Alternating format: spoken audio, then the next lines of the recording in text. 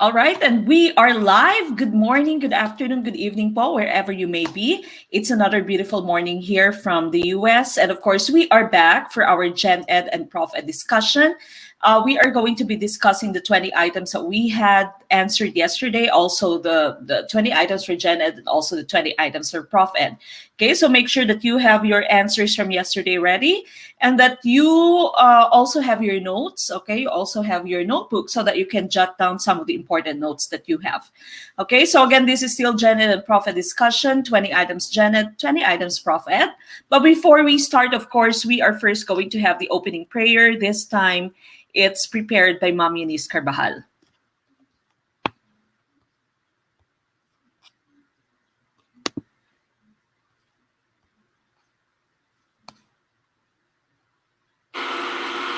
Magandang gabi mga kaguro. Halina't ngayong gabi ay samahan niyo po ako sa panalangin. Damhin po natin ang presensya ng ating Panginoon na tagapagligtas. Tayo yumuko. Panginoon, maraming salamat po sa pagkakataong muling matuto ngayong gabi. Hayaan mo nga po na sa mga sinagutan po naming item kahapon ay maunawaan po namin yung mga ididiscuss ni Ma'am Mek at salamat po sa Gurong Pinoy na pinagkaloob niyo sa amin para makapaghanda sa board exam sa susunod na taon. Kahit alam namin na sa susunod na taon, hayaan mo nga po na maging seryoso kami sa paghahanda nang sa ganon ay hindi kami magsisi sa huli na hindi namin inagahan yung pagbibigay ng talino sa amin ng mga ginagamit niyong tao mula sa Gurong Pinoy. Hayaan mo nga po na maging totoo kami sa aming sarili at aminin namin yung mga bagay na kailangan pa naming matutunan at kailangan pa rin naming pagtuunan ng pansin. At sa mga pagkakataon na nagkakamali kami, patawarin niyo po kami, Panginoon. At hayaan mo nga po na sa pagpapatuloy ng bawat araw, ikaw po yung mapapurihan namin at ikaw po yung patuloy na magbigay sa amin ng kalakasan at ng lakas ng loob sa pagharap ng bawat pagsubok na meron kami, ang bawat isa sa amin. Sa mga makakasama po naming muli, ngayong gabi, hayaan mo nga po na maramdaman po nila na merong pamilya kahit online review lang po yung ginagawa po namin. Salamat po sa komunidad na ito na naging bahagi kami. This we pray, in Jesus' name, Amen. Okay, so thank you so much again, Ma'am Eunice Carbajal, for preparing our prayer, both opening prayers, opening and closing prayers tonight. Okay, now again, this is 20 items GenEd and 20 items ProfEd. These are the items that you took yesterday, that you answered yesterday. And of course, all the review materials go straight to GROW. That's Gurong Pinoy Review Online Workgroup. If you are not a member of GROW yet, it's very easy for you to become a member. It's just 500 pesos. It's one-time payment. One-time payment po. You don't need to pay monthly. You don't need to pay 5,000, 7,000, 6,000. It's only 500 pesos. It's a one-time payment until the day you take the LEP. Okay, so that's through Palawan, Cebuana, or ML. You can also send us your payment through Super Chat, Super Sticker, through our live streams on YouTube. Okay, now the name, address, and phone number are there. But make sure that once you have paid, you send a receipt through a private message to our FB page. Okay, because we will be the ones to add you to GROW. Okay, so again, i-private message po, wag i-comment, wag i-post. Okay, so send us a private message with a picture of your receipt. You may also ask a friend or a family member to pay for you. Then make sure that your FB account, the account that you'd want to be added in GROW, is the one that sends us your receipt. Okay, so again, that's for GROW. Again, that's just 500 pesos. That's a one-time payment of 500 pesos. There's no monthly payment. There's no 5,000, 6,000, 7,000 as what other review centers would charge you. Okay, so it's just going to be online. Everything is online. It's going to be through our live stream through Facebook and YouTube. And also, of course, other materials are sent to you, especially those that are feedback coming from our previous students. All right, now before we start, people on YouTube, if you're watching on YouTube, please do like our video. Go ahead and like our video, please. People on YouTube, again, please like our video. If you are still not subscribed to our YouTube channel, then make sure that you're subscribed to our YouTube channel. If you're watching us on Facebook, then make sure that you go to YouTube because we have so many videos already on YouTube that can help you pass the let. There's a playlist for GenEd, for ProfEd. Of course, there's a playlist for GenEd and ProfEd live streams where you have more than 30 videos already. Okay, so again, please do like this video. And if you are watching us on Facebook, good morning po sa mga nasa Facebook. Please also react to this video. Ma'am Jeff Franz, Abuel Alejandria, maraming salamat po for starting a watch party. Okay, so you may start a watch party, you may tag your friend, you may share it in your account, you may share it in the groups that you have joined on Facebook. Ma'am Melanie Penamente, thank you for starting a watch party. Okay, so we start with today's discussion. Again, please make sure that your answers are ready. All right, so we start with our GenEd question number 1. Okay, the question was, isang uri ng pamahayagan na nag-uulat ng mga tunay na pangyayari batay sa pag-aaral, pananaliksik o pakikipanayam at isinusulat sa paraang kawili-wili. Okay, so ito ba ay editorial, lathalain, pangulong tudling, or komento? Ano yung sagot for number 1? Ma'am Nancy Legaspi Morilia, maraming salamat po for starting a watch party. Good evening po sa lahat. Ma'am Maricel Alvarez, thank you for starting a watch party po. Okay, now a lot of people on YouTube are answering letter B. Okay.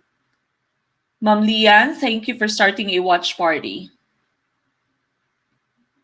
Ma'am Junadette Cabigan, thank you po. Ma'am Nancy Marilia, Ma'am Rhoda Canilang, thank you so much for sharing our video. Okay, now of course, tama si Ma'am Grace, no? Ma'am Grace Flores said on YouTube na yung A and C ay pareho lamang. Tama po yan. Editorial at pangulong tudling ay pareho lamang. At kahit yung komento, di ba? Pareho lang din po siya. When you say editorial or pangulong tudling, komento siya ng editor ng nasabing newspaper. Okay, so kuro-kuro siya ng editor ng nasabing newspaper. And the correct answer, of course, would be lathalain. Okay, so lathalain, tunay na pangyayari, batay sa pag-aaral, pananaliksik, pakikipanayam, at sinusulat sa paraang kawili-wili. Okay, so that would be letter B, lathalain. Some other choices, some other items with regards to this are already posted on group. Okay? Now, we go to number 2.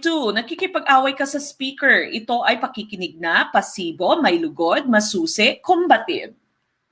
Okay? What do you think is the correct answer for question number 2?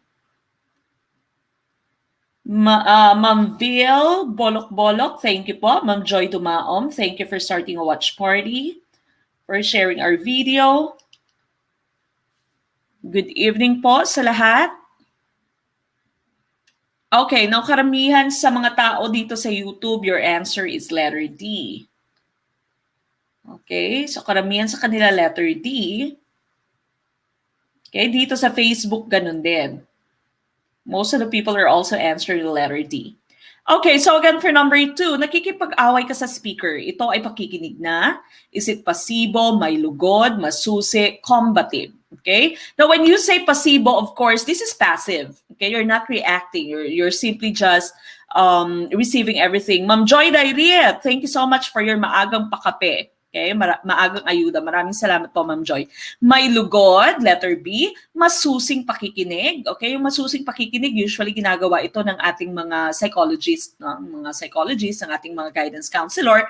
And of course, the correct answer here would be letter D, combative. Okay, your hint would be nakikipag-away ka sa speaker. Nakikipag-away ka sa speaker. So this is pakikinig na combative. Okay, so sometimes nangyayari po ito sa atin, lalo na ngayon, no? With regards to politics, pag meron kayong naririnig sa radyo o sa TV ay nagbibigay din kayo ng komento nyo. Okay, so you are also giving your comments, you're also giving your feelings, no? Sharing your feelings, and so this is what you call combative. Okay, combative listening. So number 2, that's letter D. Now we go to number 3. Sa anong bahagi ng pananaliksik matatagpuan ang mga lugar at babasahing mapagkukunan ng mga literatura at pag-aaral? This is in research. Okay, nasa research po ito. Maraming salamat again for those people who have shared our video, who have started a watch party on Facebook. Sir Anthony Solon, maraming salamat po. Ma'am Nancy Morilia, Sir Kersonyanan, thank you. Okay, good evening po sa inyong lahat. Ma'am Shali Baluyot, Ma'am Sam Tambilawan, thank you po. Okay, now marami dito sa YouTube. Your answer is B. Sa Facebook, ganun din. Okay, so again, sa anong bahagi ng pananaliksik matatagpuan ang mga lugar at babasahing mapagkukunan ng mga literatura at pag-aaral? The correct answer, of course, is letter B, Kabanata 2. Okay, so this is chapter 2. Chapter 1, of course, you have your introduction. Okay, so you have the question, the relevance of the question, okay, or the scientific problem. Now, for chapter 3, of course, you have your methodology. Okay, so chapter 3 po, yung methodology. Chapter 4 would be your results. Okay, so discussion of your results. And of course, chapter 5 would be your conclusion. Okay, now make sure that you know all the different parts of your research. So again, chapter 1, that's introduction. Chapter 2, related literature. Chapter 3 would be your methodology. Chapter 4 would be the discussion of your results. Then of course, chapter 5, that's for conclusion. Okay, lahat naman yata tayo ay dumaan na gumawa ng research bago tayo nakagraduate. Okay, so make sure that you still remember all the parts here. Okay, now we go to number 4. Uri ng pagsulat na ang focus ay ang imahinasyon ng manunulat at pukawin ang damdamin. Is it letter A, malikhain, letter B, technical, letter C, journalistic, letter D, akademiko? Again, maraming salamat po for everyone who's been sharing our video, starting a watch party, tagging their friends. Sir Ramil Kwambot, maraming salamat po. Okay, please don't forget to share our video, tag your friends, share it on your account so that we can help more people just like you pass the let. Okay, now many of you are answering the letter A. Ganun din dito sa Facebook. So wag na nating patagalin pa. The correct answer, of course, is letter A, malikhain. Okay? Focus ay ang imahinasyon, imagination. Of course, your technical, journalistic, and academic, these are all technical nga. Technical na pagsusulat ito, no? Hindi sila kawili-wili. Usually nga boring, no? So technical siya. Journalistic, ito yung mga nakikita ninyo sa mga academic journals, sa mga theses, okay? So letter A po yung tamang sagot for number 4. Now we go to number 5. Ang proseso ng paghahatid ng saloobin, opinyon, karunungan sa pamamagitan ng makabuluhang tunog ay tinatawag na letter A, pagtatala, letter B, pagsasalita, letter C, pakikinig, letter D, pagbabasa. Okay, what is the correct answer for number 5?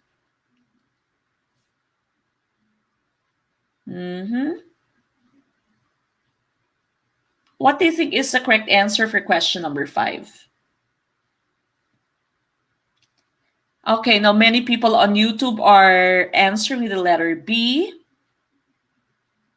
Kahit dito sa Facebook, ganun din, letter B. And of course, that would be the correct answer. Okay, so that would be the correct answer. Letter B po, pagsasalita. Yung hint mo dito ay pamamagitan ng makabuluhang tunog.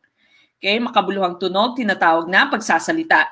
That would be speaking, of course, no? You have different types of or methods of communication. So you have speaking. Pagtatala naman, that would be your writing skills. Pakikinig, that would be your listening skills. Then, of course, your pagbabasa, that would be your reading skills.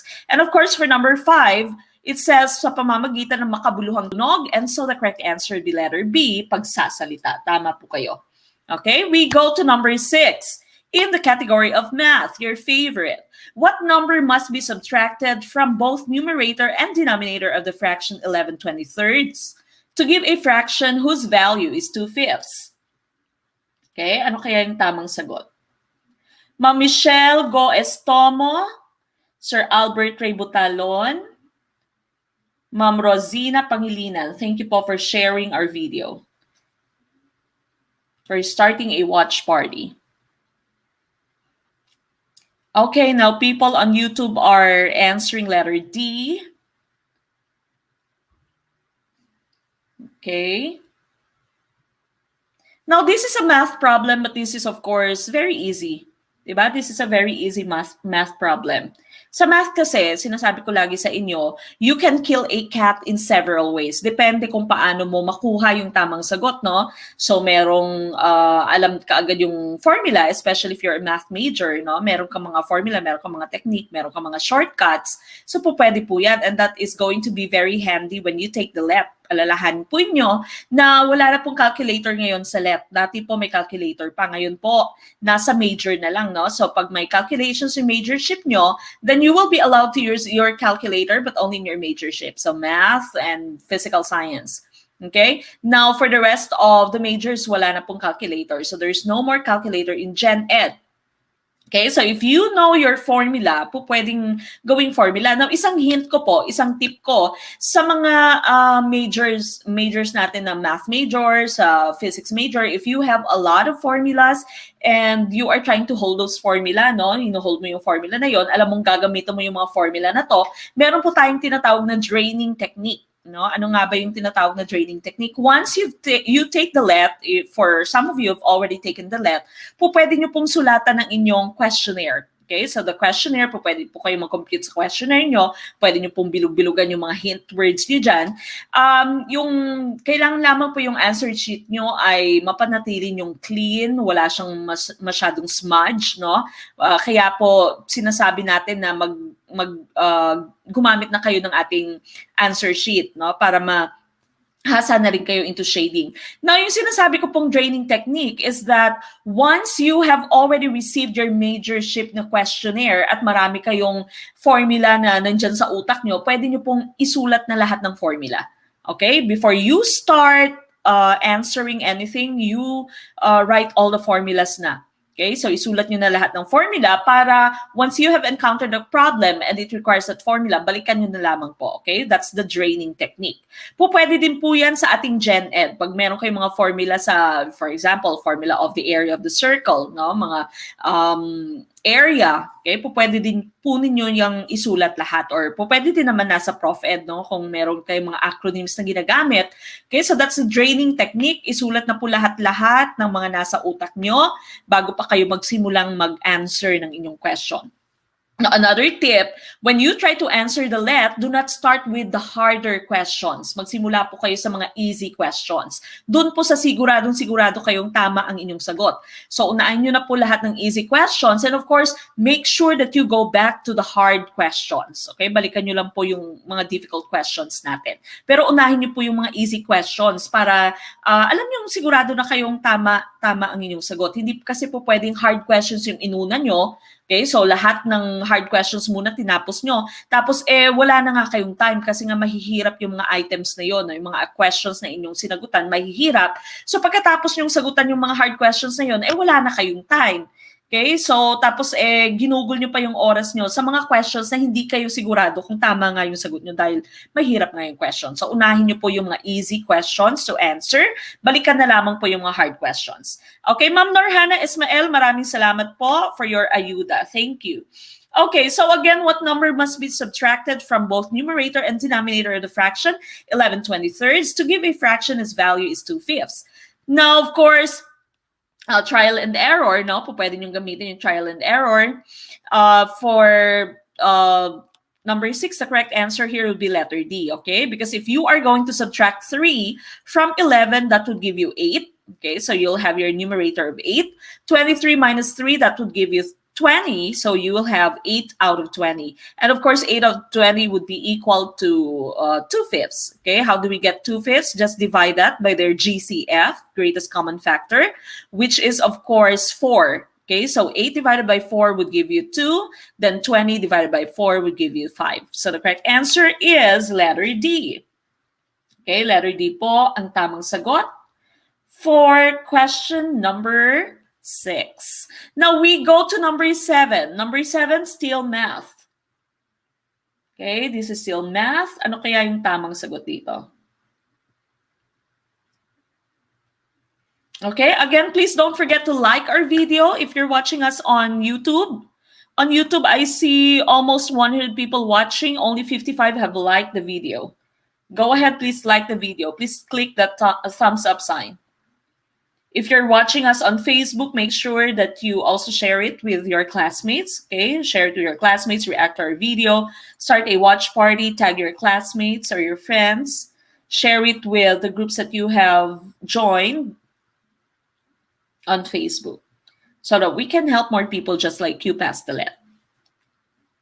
Okay, now many people on YouTube are answering with the letter A. Okay, so again, if you're watching us on YouTube and you haven't liked this video yet, go ahead and please like this video.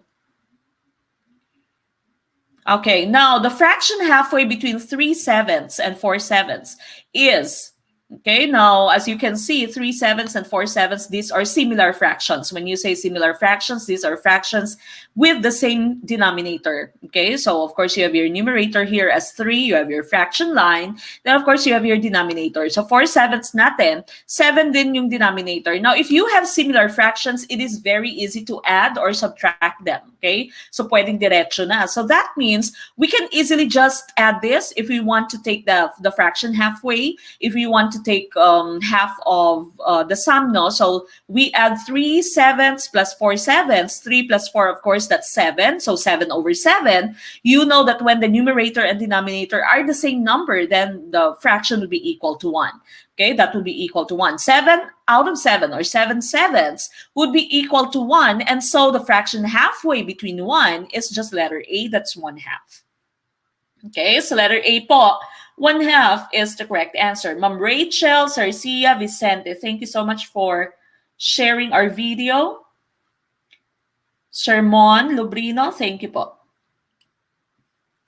Okay, so again, for number 7, the correct answer would be letter A. Sir Jesus Sabakse, thank you for sharing our video, and thank you also for answering Sermon. No? Sermon was asking for some of the previous answers. Ma'am Lian, thank you. Ma'am Junadette, Ma'am Maricel Alvarez. Okay, now number 8. Number 8, this is still in math. A recipe calls for 2 cups of milk for every 7 cups of flour. A chef will use 28 cups of flour. How many cups of milk must he have? Okay, what's the correct answer for question number 8? Okay lang po yan. Habol po tayo. Sir Gierdris. Sir Gierdris, yung he's the newest member of GROW, no? All right, so again, number 8 here, this is still in the category of math. Okay, so it says number 8, a recipe calls for 2 cups of milk for every 7 cups of flour. A chef will use 28 cups of flour. How many cups of milk must he have? Of course, this is in your ratio and proportion. Okay, so pag 2 cups of milk lamang, you'll be using 7 cups of flour. Now, the chef is using 28 cups of flour. How many cups of milk should he or she use? Okay, now as you know, in your ratio and proportion, the product of your extremes should be equal to the product of your means. Okay, so you have 2 multiplied by 28. Okay, then you can divide that by 7. So 2 multiplied by 28, that would give you 56. Divided by 7, and the correct answer, of course, would be 8. Okay, so that's 2 multiplied by 28, that's 56, divided by 7, so that gives us 8. Okay, po pwede din namang tingnan nyo lamang yung ating mga numbers dito. Okay, so 2 na cups of milk and X cups of milk, this is your unknown. Now, 7 cups of flour, ginawa siyang 28. So, ano nga bang multiply sa 7, no, para maging 28 siya? Or you can just divide 28 by 7, and that would give you the answer of 4. So, that means you should also multiply this by 4. Okay, so 2 times 4 would just be 8. Okay, so letter D po ang tamang sagot for question number 8. Okay, now we go to number 9, still in math. If Carl has an average of 76% on his first 2 tests and has an average of 85% on the next 4 tests, what is his final average on all 6 tests? Is it letter A, 82.5%, letter B, 81.3%, letter C, 80.5%, or letter D, 82%? Okay, ano kaya yung tamang sagot for question number 9? Again, please don't forget to like our video. People on YouTube, some people have just tuned in. Please do like our video. If this is your first time to watch us, then make sure that you subscribe to our YouTube channel. Check all the videos that we have on YouTube. There's a playlist for GenEd, playlist for ProfEd, playlist for all the previous live streams that we have. We already have 30 plus videos for our live streams discussing your ProfEd and GenEd. If you're watching us on Facebook, please do react to our video, share our video, start a watch party, tag your friend. Okay, post it in some groups that you think, if you think this video is going to help those people pass the let. Again, we are studying Gurong Pinoy. We are studying. We used to have a physical review center in Iloilo City. And we've been helping students pass the let, not only the let, but also civil service, MTOP, and the rest of the exams that you know of. Okay, now currently we are having online review because, of course, not only because of the pandemic, but also, of course, we are located. We are already residing here in the U.S. because I'm teaching in Manning High School, Manning, South Carolina, USA. So I'm a science teacher in Manning High School, and of course, we cannot maintain our review center. Okay, so we closed it. The last program that we had was last year. Okay, so last year po, meron pa kaming let, no? When I went for a vacation last year, lagari pa ako sa let. Because we had several branches in Iloilo. But of course, now you can easily just reach and join our live streams, join our discussion, because of course, we're doing everything online. It can be on Facebook, it can be on YouTube. So make sure that you're subscribed, make sure that you like, you follow our page so that you can be notified of our next videos that we have. Okay, so again, number 9, if Carl has an average of 76% on his first 2 tests and has an average of 85% on the next 4 tests, what is his final average on all 6 tests? Okay, so we are taking the average of all 6 tests. Now, you know how to take the average, okay? How do you take the average? You get the sum of all the items. Okay, take the sum of all the terms, then divide it by the number of terms that you have. So here, sabi, 76% on his first 2 tests. And so in our equation, we multiplied 76 by 2. Okay, because he had 2 tests where he had 76%. And 4 with 85% average. Okay, so we also multiplied 4 by 85. Okay, so 85% for his next 4 tests. Now we are looking for his average on all of those tests. So we get the product of 2 times 76, that will be 152. Product for 4 times 85, that will be 340. Then, of course, we get their sum, okay? And the sum is 492. Okay, and then, of course, we divide this by 6, bracket 6, because he had a total of 6 tests. Okay, we're looking for his final average on all 6 tests. So 492 divided by 6, that gives us 82%. Maraming salamat, Sir Pinoypreneur, for your ayuda. Okay, may paro si Sir Pinoy. Para kanino po yan, sir? Kay Ma'am Tin ba?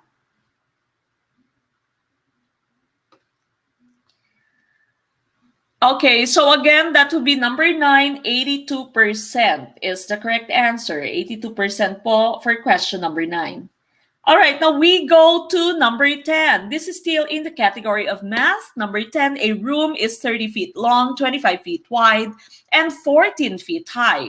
If 875 balloons are inside the room, how many cubic feet of space does this allow for each balloon?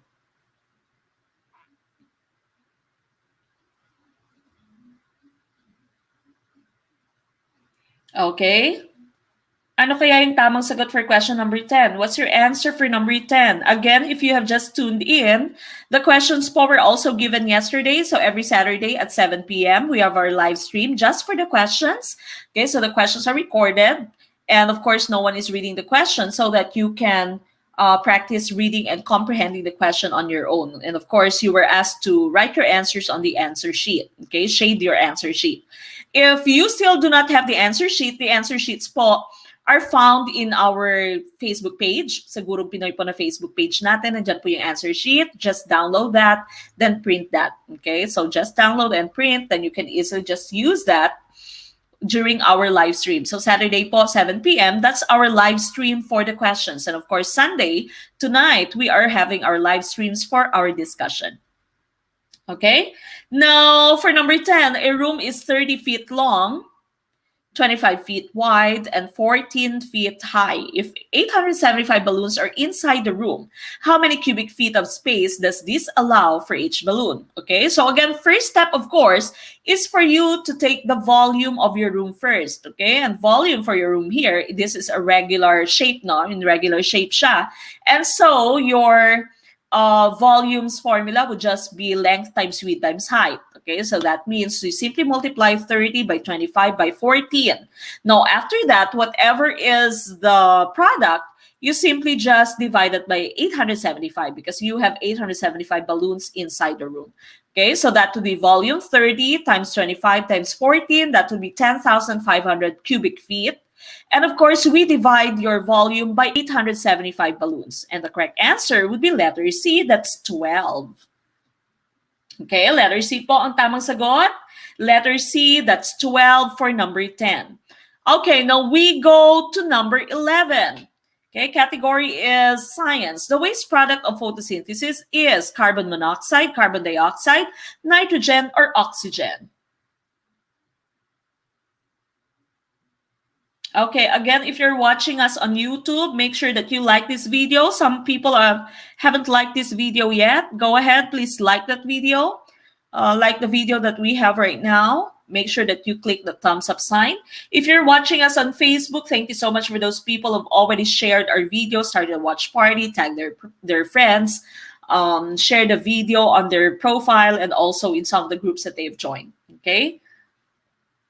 All right, now we go to question number 11. The waste product of photosynthesis is it carbon monoxide, carbon dioxide, nitrogen, or oxygen? Now, we all know that photosynthesis is the method, okay, the process through which plants make their own food. So we call our plants phototrophs, diba? Phototrophs sila, no? Or autotrophs. They know how they have a capacity to make their own food. Okay, so kaya nilang gumawa or gumamit ng kung anong kasangkapan na meron sila to make their own food, no? So we call them autotrophs. Tayo naman po as animals, we have no capacity to have photosynthesis, and so we cannot make our own food. So ginagawa natin, of course, ay lumalamon tayo, kumakain tayo para meron tayong nutrition, para meron tayong food sa ating katawan, no? Because we are heterotrophs. Okay, when you say heterotrophs naman, these are organisms that have no capacity to make their own food, and so they find other means, okay, they find other sources of food. Kaya tinatawag siyang hetero. When you say hetero, kasi many sources of food, okay? So autotrophs would be just your plants. They can make their own food. While in our case, the animals, we call ourselves heterotrophs. We have no capacity to make our own food, and so we find different sources of food. Now, in your photosynthesis, if you can see here in our slide, we have our chemical equation, okay? Your chemical equation is here. This is for photosynthesis. So on this side here, the left side of your chemical equation, these are your reactants. When you say reactants, these are substances, chemicals that you use so that a certain chemical reaction would happen. Now, on the other side, the right side of your chemical equation, you have what you call the products. Okay, the products, of course, are those that are produced after a chemical reaction, okay, chemical reaction. Now, here, of course, your reactants are carbon dioxide and water. You also need, of course, sunlight in the presence of chlorophyll, no, na-absorb siya ng leaves ng inyong plants. And of course, they can create or they can produce glucose, that's C6H12O6, that's your starch or your sugar, and oxygen. Okay, the 6O2, oxygen gas is O2. All right, now the question is the waste product of photosynthesis, the waste product. Okay, so that means we should be looking at this side here. We should be looking at the product side, not this side here. So if you have answered carbon dioxide, X ka na. Okay, wala namang water dyan. If you have answered carbon monoxide, X din yan. Okay, X din yan. Dahil yung produkto lamang ng iyong photosynthesis are just glucose, your starch, your sugar, and oxygen. Okay, but the correct answer here, what is considered as its waste product is oxygen. Oxygen po ang tamang sagot. Bakit nga ba oxygen? Kasi po yung pinakaprodukto ng photosynthesis mo is glucose. Di ba nga sabi natin, photosynthesis is a process through which plants make their own food. And the food that they produce would be glucose. That's the starch That's your sugar. Ito yung kinakain natin sa ating mga prutas. So ito yung nakukuha mo, no? Kaya meron ka ding natural sugar coming from your apple, from your grapes, from your pear, from your atis, lahat ng prutas na yan, no? Meron kayong glucose. Okay? And of course, the waste product is oxygen. Tinawag siyang waste product, or sometimes you use the term byproduct because hindi siya ginagamit ng plants. Okay, the plants do not use your oxygen. The plants just give it off to the atmosphere, and in return, napaka-importante niya sa atin. Okay, sa ating mga tao, sa ating mga animals. That's why we cannot live without plants. Okay, because without plants, we won't have the supply of oxygen that we need for breathing. Okay, so the correct answer would be letter D. That would be oxygen. Now we go to number 12. Okay, you are given a hypothetical ecosystem here containing lettuce, a caterpillar, a small passerine bird, and a lion. A gardener arrives and sprays pesticide, killing all the caterpillars. What can happen to this ecosystem? Ma'am Hanilet de la Cruz, maraming salamat po for starting a watch party and for tagging your friends. Okay, so again for number 12 here. Okay, a hypothetical ecosystem contains lettuce. Sinabi dito, meron kang terms dito na producer and consumer. Kaparehas din po ito ng aking in-explain a while ago. When you say producer, these are plants. These are your autotrophs. These are people, or not people. These are organisms that can produce their own food, no? And also produce food for other people, for other organisms. And so we call this producer. Okay, so lettuce mo, lettuce ha, not lettuce, lettuce po yan. Lettuce mo is a producer, okay? It's a plant, it's an autotroph. Now, you also have the terms consumer. Consumer naman po are those organisms that are heterotrophs. Heterotrophs. So tayo, no, that means we cannot make our own food. So what we do is we eat other organisms, okay? Now, when you say primary consumer, yung primary consumer mo, the term primary here, this means siya yung unang-unang kumakain ng producer. Okay, so siya yung unang-unang kumakain ng lettuce. So that means your caterpillar eats the lettuce. Yung secondary consumer mo, siya yung kumakain sa yung primary consumer. Okay, so that means your passerine bird is eating your caterpillar. And yung lion mo naman, that's your tertiary consumer. So that means it can eat your primary consumer, your secondary consumer. Okay, so that's your lion. So, pwede niyang kainin, no? Hindi pala caterpillar. Pwede niyang kainin yung secondary consumer mo. That's your passerine bird. Okay, now, sinabi dito, so meron kang producer na lettuce, meron kang primary consumer, unang-una kumakain ng lettuce mo would be the caterpillar. Tapos yung caterpillar mo, ikakainin ng passerine bird mo, which is the secondary consumer. Then, yung lion mo, which is the tertiary consumer, would of course eat your secondary consumer, which is your passerine bird. Now, merong isang hardinero who arrived and sprayed pesticide. So what happened is that it killed all the caterpillars. What can happen to this ecosystem? The passerine birds will thrive. Dadami yung passerine birds. Letter B, the lions will eventually die. Okay, now letter C, the passerine birds will convert to herbivores. Or letter D, the lettuce will wilt and die. Now, alalahan po natin yung caterpillar lamang yung nawala. So that means if you have answered D, if you have answered D, X po siya. The lettuce will wilt and die. Wala pong connection yung lettuce mo, no? Yung caterpillar lamang po yung pinatay natin. Okay? Now, if you've answered letter A, the passerine birds will thrive. Dadami yung passerine birds mo. Alalahanin mo yung passerine birds are eating your caterpillar. Yung pagkain nila caterpillar, ngayon nawala na yung caterpillar. Okay, so if you've answered letter A, X ka din. Now, letter B mo, the lions will eventually die. Now, alalahanin natin, yung lion mo, tertiary consumer siya, no? Yung kinakain niya would be your passerine bird. Okay, so kakainin yung passerine bird, and that means hindi naman siya affected. The correct answer would be letter C. The passerine birds will convert to herbivores.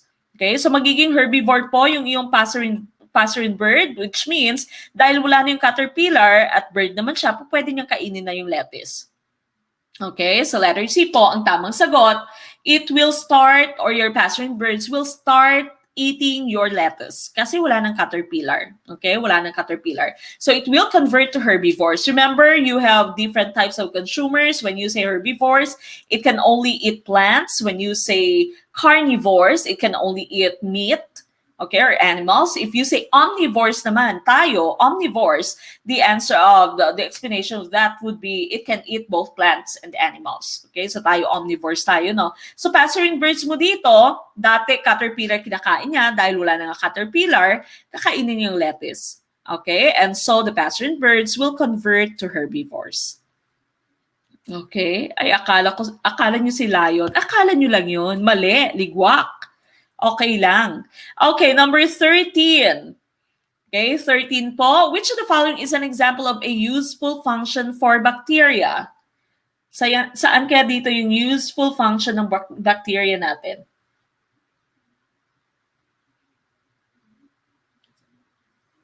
Okay. Again, if you're watching us on YouTube, please do like our video, subscribe to our YouTube channel. Some people on YouTube haven't liked our video yet. We have 100 plus people. Only 80 people have liked the video.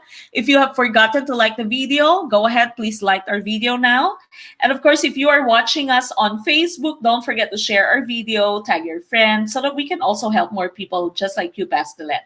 Okay, share niyo po siya. Ma'am Christine De Vivar, thank you so much. Ma'am Sam Moralde, thank you. Ma'am Ana Fe Kelisadio, maraming salamat po for sharing our video. Ma'am Funeza Soul, thank you. Okay, so number 13, which of the following is an example of a useful function for bacteria? Ma'am Gracious at Sehel, thank you po.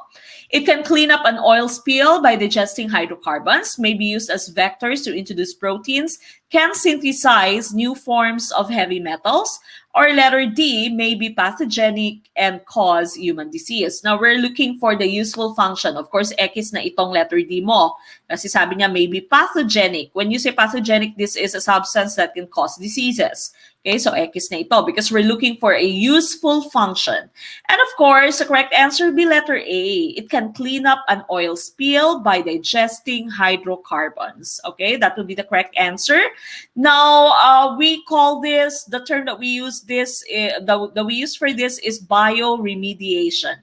Okay, this is called bioremediation. This is the use of either naturally occurring or deliberately introduced microorganisms or other forms of life to consume and break down environmental pollutants in order to clean up a polluted site. Okay, so bacteria nowadays, they're used to clean up oil spills. Okay, oil spill. So that would be letter A for number 13. Thank you, Sir Joshua Beltran, for sharing our video. Okay, now number 14. Which protist can cause dysentery? Is it Gorilla Beringae, Streptococcus, Plasmodium vivax, Entamoeba histolytica? Okay, okay lang po yan, Ma'am Maricel. Sabi ni Ma'am Maricel, first time niya nakita yung mga items.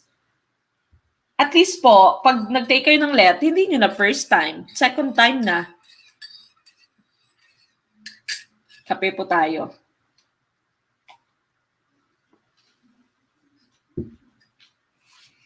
Okay, so again for number 14, you are asked for the protist. Which protist can cause dysentery? Dysentery, of course, would be your diarrhea, no? Sakit sa tiyan. Nagtatae ka. Excuse me for those people who are eating. Okay, so that would be dysentery. Is it Gorilla Beringae, Streptococcus, Plasmodium vivax, Entamoeba histolytica? Ma'am Lins Gelogo, Helogo, maraming salamat po for sharing our video. Okay, Ma'am Rhea May Pelicano, maraming salamat po. Okay, so which protist can cause dysentery? Gorilla Beringae, Streptococcus, Plasmodium vivax, or Entamoeba histolytica? Now, remember when you say protist, ay, lumabas na yung ating answer, no? Akala ko meron akong picture. Okay, now yung protist po, pag sinabi mong protist kasi, remember we have the 6 kingdoms of classification. Meron kang plants, meron kang animals, meron kang fungi or fungi, meron ka ding protists. Yung protists mo, ito yung mga klase ng organisms na hindi sila malagay-lagay sa plants or animals. Meron silang mga katangian na halos katulad ng plants, meron din silang katangian na halos katulad ng animals. Okay? Pero hindi sila mailagay doon dahil meron din silang mga katangian yung plants and animals na wala sa kanila. Kaya sila tinawag na protist, nagprotista sila dahil wala silang grupo. Okay, naiwan sila sa ere. So meron silang sarili nilang kingdom. Now, aside from your plants, animals, your fungi or your fungi, and your protists, these are all your eukaryotes. Eukaryotes, pag sinabi natin eukaryotes, ang apat na yan ay eukaryotes. Pag sinabi mong eukaryotes, these are organisms whose cells have nucleus and have membrane-bound organelles. So meron nucleus yung kanilang cells, meron ding membrane-bound organelles yung kanilang cells. Now, your two other kingdoms of classification, no? Your two other kingdoms of life, they are still organisms, they are living organisms, but they are not eukaryotic. Walang nucleus, walang membrane-bound organelles yung kanilang cell, and so they are called prokaryotes. Sa prokaryotes mo, you only have your archaebacteria, yung mga pinakaunang klase ng bacteria mo, and you of course also have your eubacteria, yung mga bacteria na meron tayo ngayon. Okay, so these are the 6 kingdoms of classification. Now, yung question dito, which protist can cause dysentery? Saang protista dito yung nakakapag-cause ng sakit ng tiyan, no? And of course, the answer would be Entamoeba histolytica. Ito yung amoeba mo. This is called amoebic dysentery. Pag nagka-amoeba ka, di ba? Kakadiarrhea ka, CR ka ng CR. Now, gorilla beringei, this is just the scientific name of gorilla. Ang streptococcus mo kasi, this is a type of bacteria. Okay? Yung bacteria mo naman, you have different shapes for your bacteria if you're a bio major, no? When you say coccus, ibig sabihin dito, yung shape niya is round. These are round bacteria. And when you say strepto, these are round bacteria that are arranged in chains. Okay, nasa chain sila. So, tinatawag siyang streptococcus. So, uri siya ng bacteria. That's why this is not your answer. Ito po yung nagkukos sa inyo ng inyong sore throat. Okay, streptococcus, yung strep throat nyo. Plasmodium vivax naman, this is spore, no? Sporozoan siya. And this causes malaria. Okay, so malaria naman po itong Plasmodium vivax. Okay, so again, malaria is caused by Plasmodium vivax. And of course, the correct answer would be letter D, Entamoeba histolytica. Okay, so that would be your correct answer. Ma'am Rachel Sarcia Vicente, thank you po for sharing our video. Now we go to number 15. Which organism is classified under kingdom fungi? Fungi or fungi? Po pwede pong fungi. When I teach my students, I say fungi. Kasi yan yung pronunciation nila dito, hindi fungi. Okay, so is it red algae, diatoms, microsporidia, or streptococcus? Oh, yes. Bacteria po yung streptococcus. Kaya tinitreat siya with antibiotics.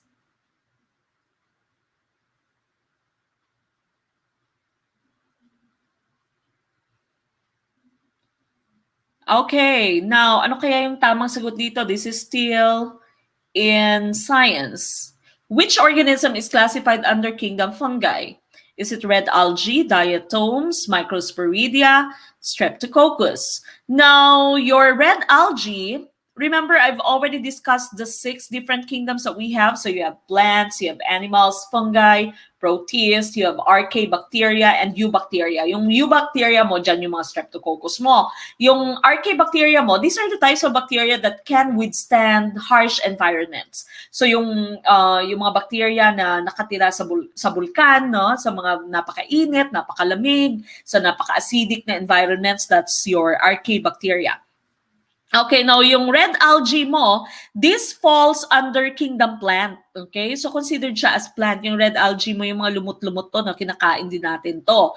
Yung diatoms mo, hindi din siya under kingdom fungi. Yung diatoms mo, ito yung nakikita po ninyo if you have experienced night swimming, na nasa dagat hindi sa tawag dito, hindi sa swimming pool. If you have experienced night swimming, at di ba pag nagsiswim ka sa gabi, no, nakikita mo na parang may mga nakadikit sa yung damit na umiilaw, nagko-color green sila, no. They are luminescent.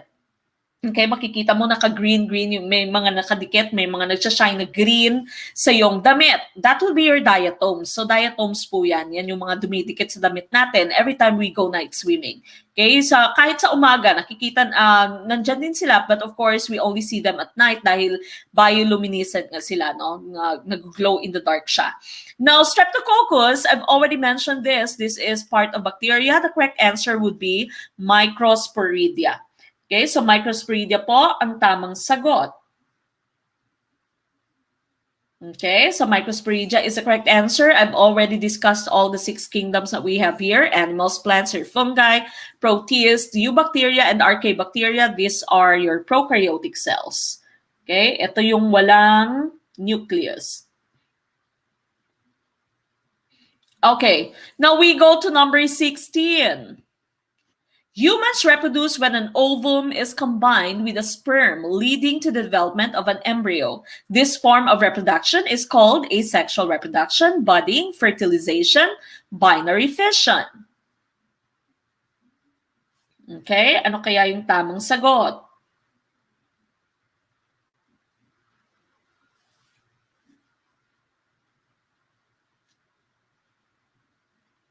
Okay, ano kaya yung tamang sagot dito? Okay, so this is human reproduction. No? An ovum po is your egg cell combined with a sperm, leading to the development of an embryo.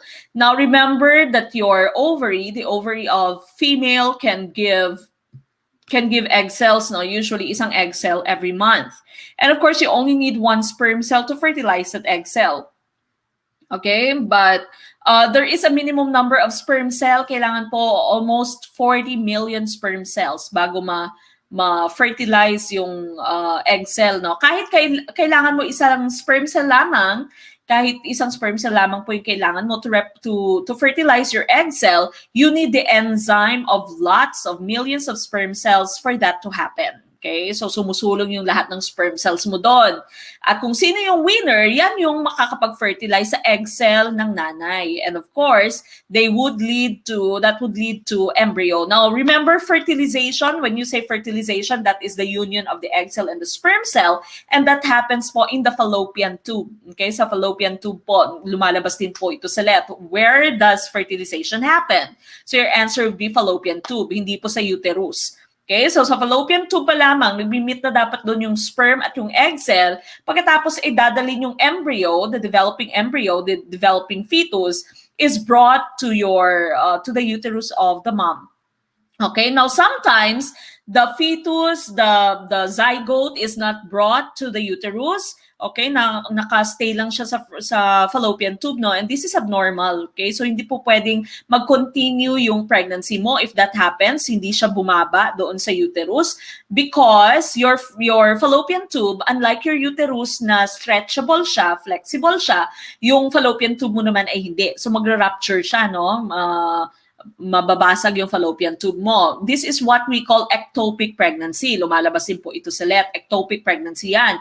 If the embryo develops in the fallopian tube. So what happens is, if this happens, inooperahan na yung nanay. Okay? So mawawala na yung bata. Operahan yung nanay, kukunin na yung embryo na naligaw, no? Hindi siya nakapunta ng uterus. Okay, so kailangan nga yung sperm cells ng lalaki ay napaka-vital, masigasig, strong, no? Kaya hindi po pwedeng sluggish yung sperm cell, hindi pwedeng slow yung sperm cell ng isang lalaki. Dapat malakas yung sperm cell niya para umabot siya doon sa fallopian tube. Magta-travel pa kasi siya sa fallopian tube. Okay, so again, your fertilization happens in your fallopian tube, but your embryo is transferred to the uterus. This form of reproduction is called asexual reproduction. Now, we have 2 types of reproduction. Meron po tayong sexual.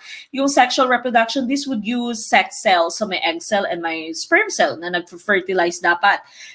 Yung asexual reproduction mo naman ay walang sperm cell at walang egg cell. So, po pwede siyang mag-reproduce even by itself. Okay? Now, your letter B and letter D mo, lahat ng to, ang B and D mo ay klase lamang ng inyong asexual reproduction. Ang binary fission po, tandaan nyo ito, lumalabas po ito sa let. Binary fission is the asexual or asexual reproduction that happens in bacteria. Okay, so ito po yung asexual reproduction sa bacteria, binary fission. Bi means two. Okay, so dinidivide lamang yung katawan ng bacterial cell mo into two, into two, into two. Kaya napakabilis nilang mag-form ng colony, napakabilis nilang dumami. Okay, binary fission. Yung budding mo naman, this is also asexual reproduction. Nangyayari ito sa ating hydra. Nangyayari din ito sa ibang klase ng mga plants mo, no? Yung mga plantita-plantito natin, budding din. Kahit yung mga stem cuttings nyo, marketing, these are all asexual reproduction po ito. Hindi kailangan ng sperm cell and egg cell. And of course, the correct answer would be letter C, that's fertilization. Letter C is the correct answer, fertilization po. Okay, now we go to number 17. Which condition contradicts the social justice mandate in the 1987 Constitution? Ano yung sagot nyo for number 17? Ma'am Martorillas, Jenlyn Torres Legaspi, thank you po for sharing our video.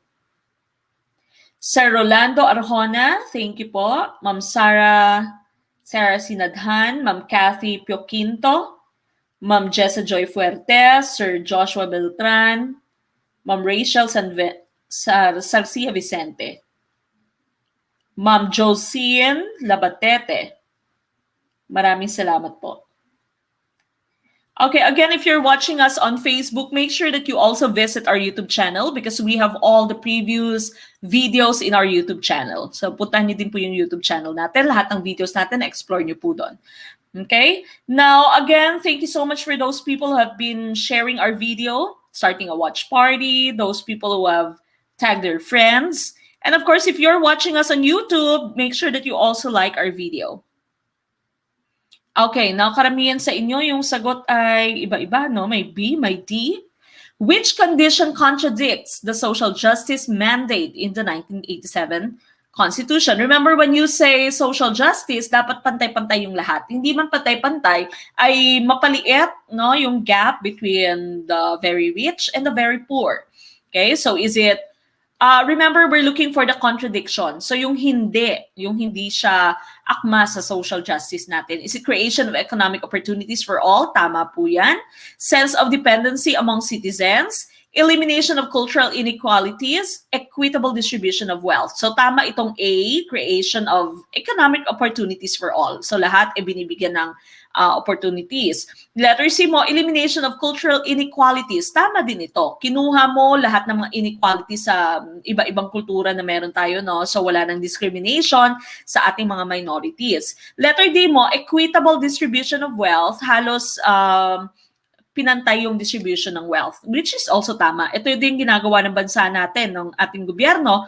Kung kaya ikaw, pag medyo may trabaho ka, medyo may kaya yung pamilya nyo, hindi naman rich pero may kaya, wala kayong ayuda. Okay? Because it's the equitable distribution of wealth. Binibigay siya sa mas nangangailangan. The correct answer would be letter B. Sense of dependency among citizens. Huwag namang iasa lahat, no? Palagi kong nakikita ito sa news. Lahat na lang inaasa sa gobyerno. Hindi naman po pwedeng lahat kargahin ng gobyerno, no? But we all know, kaya nga ngayon mas nare-realize natin na dapat pinaghahandaan talaga yung future, dapat pinaghahandaan talaga yung buhay natin. No? We were all caught off guard. No? Marami sa atin yung nagulat kasi nga we were not expecting that we would be losing our jobs, that we will be laid off dahil sa pandemic. Okay? So what happens, alam naman natin karamihan sa mga Pinoy ay wala pong ipon. Okay, so yung nangyari, of course, hikahos ngayon sa buhay, okay, and many people would depend on the government. So, sinisisi sa gobyerno, no?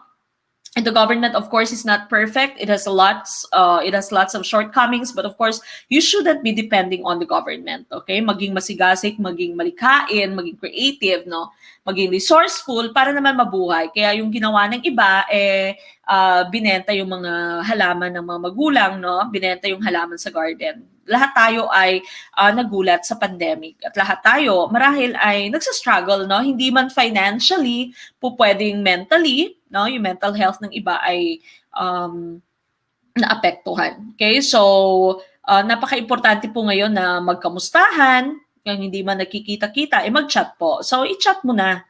Chat mo na siya, huwag ka nang magalit sa kanya. Patawarin mo na. Okay, so 17 po, sense of dependency among citizens. That's the correct answer. Now we go to number 18. Participation in governance, including the right to vote and seek public office, is secured within the citizenry's right to due process, political rights, right of suffrage, natural rights. Ano kaya ito?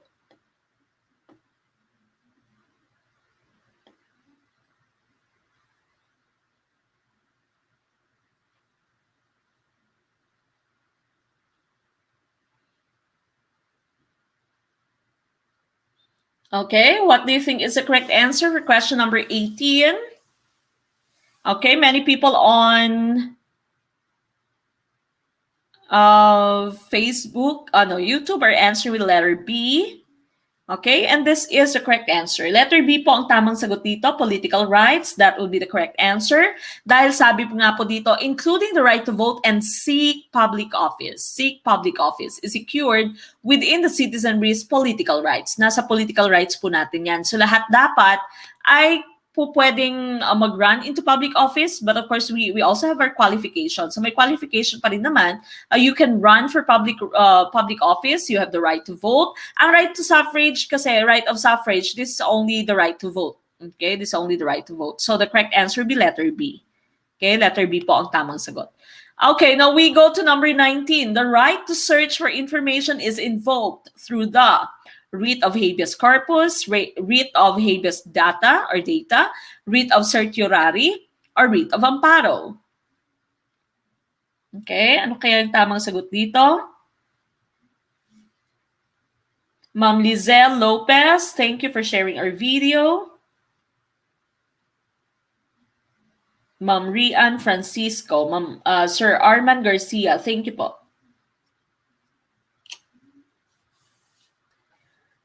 Okay, now many people on YouTube are answering letter B. Ganon din dito sa Facebook. And that's the correct answer. Writ of habeas data. Okay, so letter B po ang tamang sagot, writ of habeas data. Ang writ of habeas corpus mo, this is against illegal detention. Okay, so hindi ka po pwedeng i-detain illegally. Dapat ay ilagay ka sa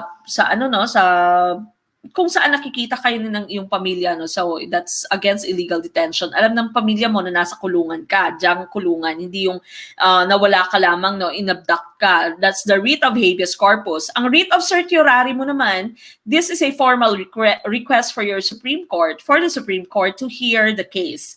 Okay, so ito yung pinaka request sa Supreme Court para dinggin ang kaso, no? Writ of amparo mo naman, this is for protection. Amparo means protection. And this is against threats to life, liberty, and security. Okay? Life, liberty, or security, of course, these are our natural rights. Okay? Ito po yung tinatawag natin natural rights. And so for 19, the correct answer is B. We go to the last item for GenEd.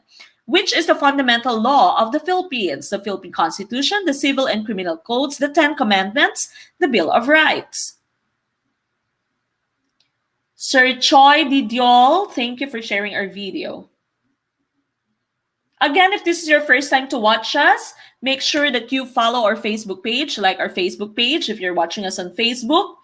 Then, of course, share our video so that we can help more people. And if you can go to YouTube, you can also go to YouTube and check all of the videos that we have there. We have more than 30 videos for the live stream for GenEd and ProfEd. We also have a separate playlist for GenEd, separate playlist for ProfEd. And these can all help you pass the let. So punta nyo po yung YouTube, subscribe to our YouTube channel. If this is your first time to watch us, we have our live streams on Saturdays and Sundays, 7 p.m. Philippine time. Okay, so Philippine time po, 7 p.m., we have our live stream Saturday, Sunday.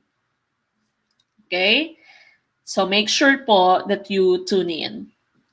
All right, the correct answer, of course, will be letter A, the Philippine Constitution. Okay, bonus na to. All right, so that ends our GenEd and we'll continue with our ProfEd. Ready na ba sa ProfEd? Sige, mag-CR muna. 2 minutes, we'll restart at 8:05.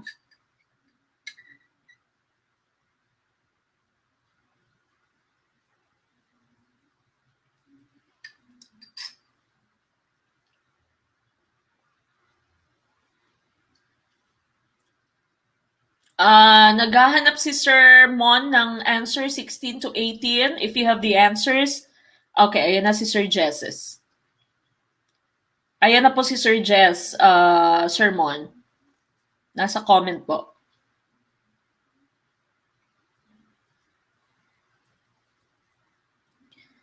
All right, now again, Saturday, Sundays, we have our live stream. Saturday po would be the live stream for our questions, recorded questions.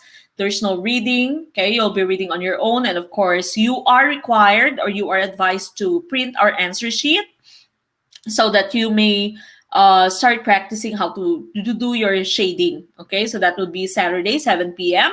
Then, of course, on Sundays po, we have our discussion. So just like tonight, we are also discussing, okay? We're also discussing our items from last night's live stream. Now, also, don't forget that on Saturday, next Saturday, we are going to have the announcements of the winners, okay? We will be announcing the winners for our contest in our previews in the first online acquaintance party that we have. So the winners for our spoken poetry, the winners for our TikTok, the winners for our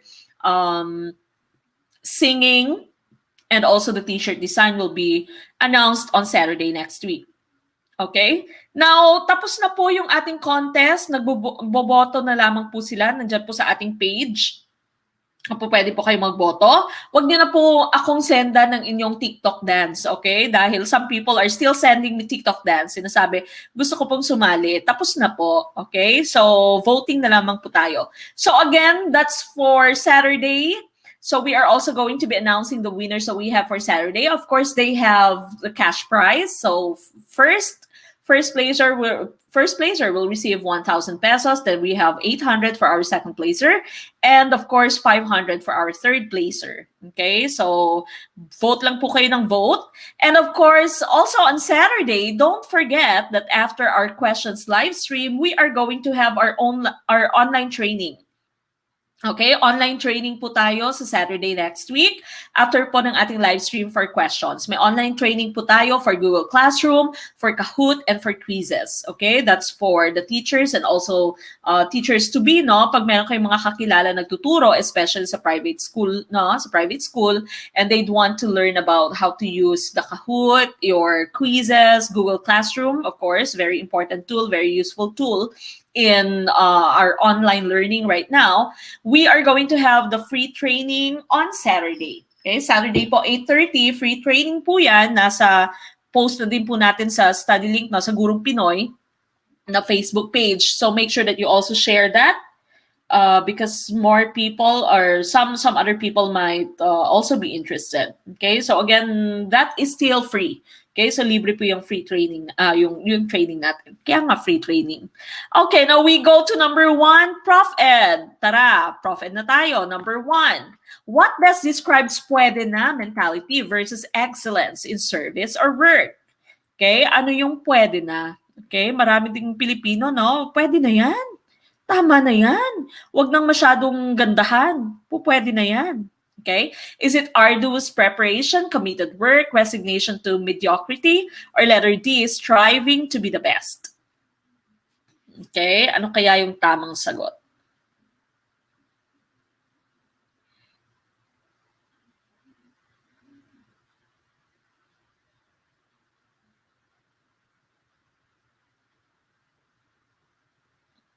Okay, what do you think is the correct answer for question number 1, Prof Ed? What best describes pwede na mentality versus excellence in service or work? The correct answer, of course, would be letter C. Letter C po. Resignation to mediocrity. When you say mediocrity, this is pucho-pucho. Okay, yung hindi maganda yung pagkakagawa mo, no, putyo-putyo, para lang makapasa, no, para lang makahabol sa deadline, para lang magkaroon ng grade, okay? So, resignation to mediocrity, that means, kontento ka na sa putyo-putyo. Now, arduous preparation, committed work, striving to be the best, pare-pareho lang po yan, okay? You're doing your best. Always do your best. So, letter C, resignation to mediocrity is the correct answer. Now, another advice coming from me, no, always do your best. Kung ano man yung trabaho ninyo, hindi man teaching ngayon, just do your best. Whatever it is that you're doing, kahit na you're online selling, you're doing something else na hindi pa teaching. For example, si Pastor, no?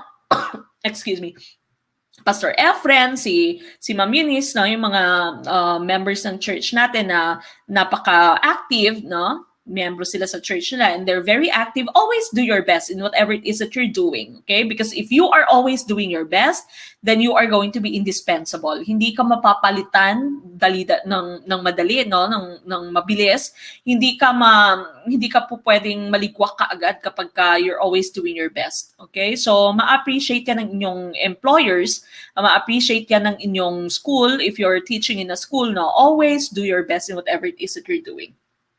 Okay, so letter C po for number 1. Number 2, in the poem When in Distance with Fortune and Men's Eyes, Shakespeare felt depressed, looking at his sad fate and wishing he were someone else richer, with many friends, with greater skills and prospects in life.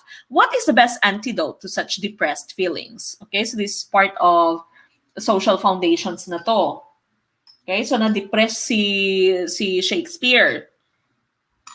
Okay, wala daw siyang kaibigan, hindi siya rich.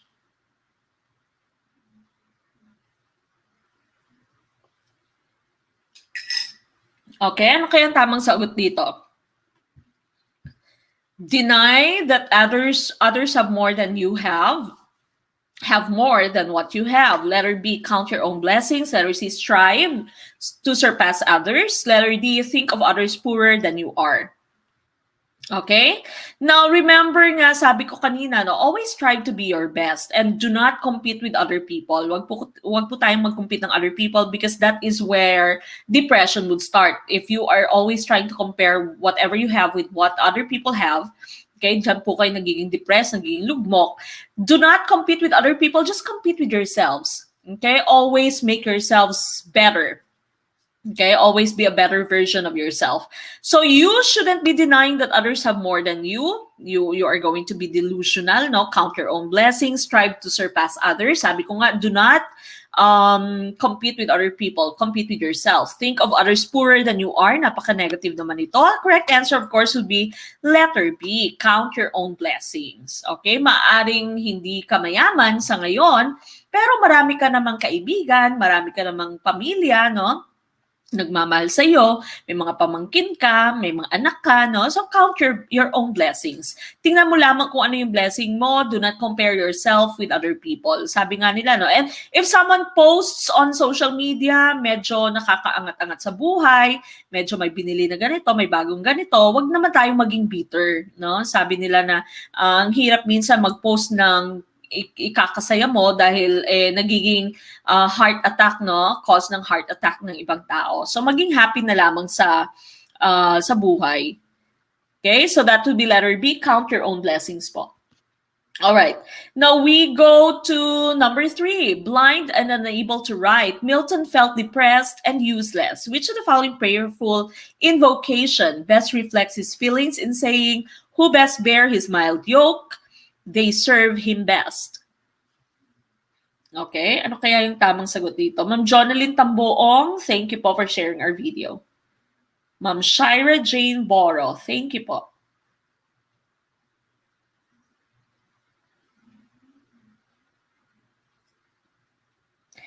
Okay, ano kaya yung tamang sagot for question number 3? Iba-iba yung sagot sa YouTube. Okay, dito sa Facebook, karamihan letter B. Okay, so ano nga sabi dito? Depressed siya and he feels useless dahil blind na siya and he is unable to write. Okay, now what is the prayerful invocation that reflects who best bear his mild yoke?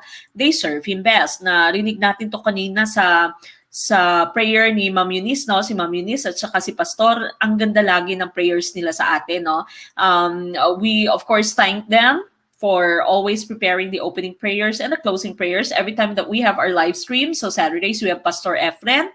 And of course, Sundays, we have Ma'am Eunice. And napakaganda lagi ng kanilang prayer, no? Napakatagos lagi sa puso, damang-daman natin yung kanilang prayer. Okay, now, narinig natin kanina, palaging sinasabi ni Ma'am Eunice kanina sa opening prayer niya, hayaan niyo po, okay? Hayaan niyo nga po. That means thy will be done, okay? Thy will be done is the correct answer. That's just trust God's plan. Okay, so just trust God's plan. That's the correct answer. Thy will be done. Who best bear his mild yoke, they serve him best. So dapat hindi ka nagre-reklamo. Okay, tanggapin mo lamang kung anong binibigay sa'yo ni God. No? So pag pinaghiwalay kayo ni God, tanggapin mo na lamang na maluwag sa iyong puso. Okay? Sabi ko nga, palagi yung sinasabi sa mga students, you need to kiss a lot of frogs before you get your Prince Charming.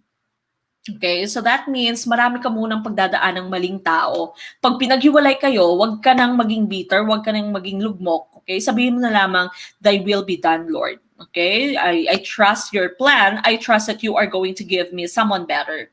Okay, so number 3 po, that's letter B. Now we go to number 4. Among components to a morally mature person, which demonstrates that a teacher applies moral principles, that is, or for example, the golden rule when making moral judgments. Okay, ano kaya yung tamang sagot? For question number 4, Prof Ed.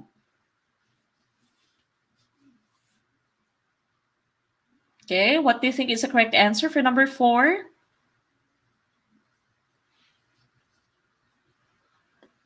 Okay, a lot of you are answering letter D.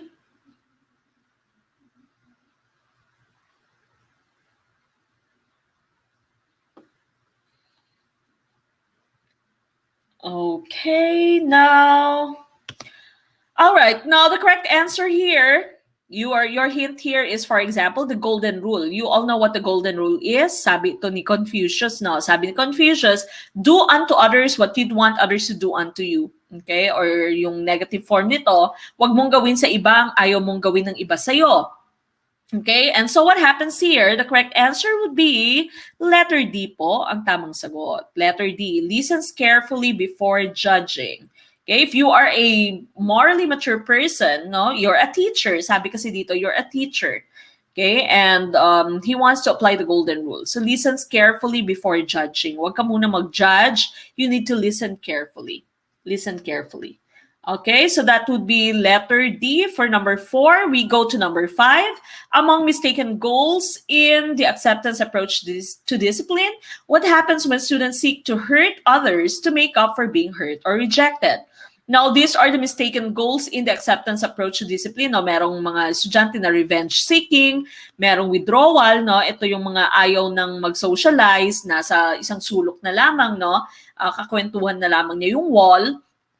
Power seeking naman, usually ito yung ating mga bullies, no? Itong mga nag-hurt physically ng kanilang mga classmates, they want to have power. Attention getting naman, ito of course yung mga medyo KSP. Okay, so yung gusto palaging andyan yung teacher, ang daming sinasabi, no? May kahit ngayong online teaching, nakikita mo pa rin yung mga very apparent pa rin yung mga estudyanteng attention getters, yung mga kulang sa pansin. The correct answer, of course, here would be letter A. Letter A po ang tamang sagot. That would be revenge seeking. Okay, these are students who seek to hurt others to make up for being hurt or rejected. So pag sinaktan siya, ay sasaktan niya din yung isang tao. Okay, so letter A is the correct answer. Number 6, on managing the class group. What is the problem when the class atmosphere is punitive, tinged with partiality, too competitive, or too, this should be TOO, no? Too exclusive? Disturbances in group climate, group emotions such as fear, depression, etc., dissatisfaction with classroom work, poor group organization. Now, I have already posted this on Grow, no? Nasa Grow na po to, group atmosphere, no? Group management. Nasa Grow nyo na po ito. And this is very technical. It might seem like something that is based on common sense, pero technical po. Nilagay po doon lahat ng choices. Lahat ng choices na ito, nasa Grow na po ito at na-explain na po doon. Okay, the correct answer here, of course, would be letter A, disturbances in group climate. That's the correct answer.